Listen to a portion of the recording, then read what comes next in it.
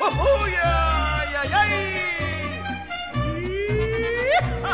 Pedro Infante, born in Mazatlan, Sinaloa in 1917 and died in Mérida, Yucatan in 1957.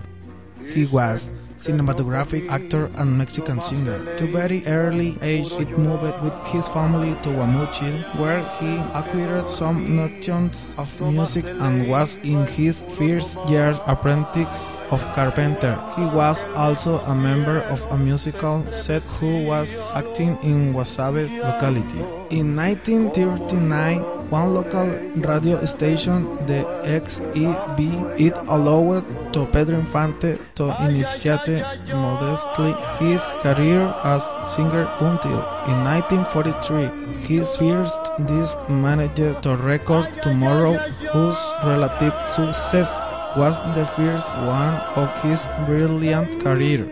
Interpreter specialized in the king of the rancheras, Pedro Infante managed to record more than 300 songs that continue enjoying great popularity in the whole Latin America, where his death in an accident of aviation it provoked a great pain his dear being. Pedro Infante initiated his actor's career in an irrelevant paper talk linked to the musical activity that began already to make him famous. The naturalness, realism and charm that they were impregnating his actor's work supposed an immediate success, reason for which him the offers began to rain.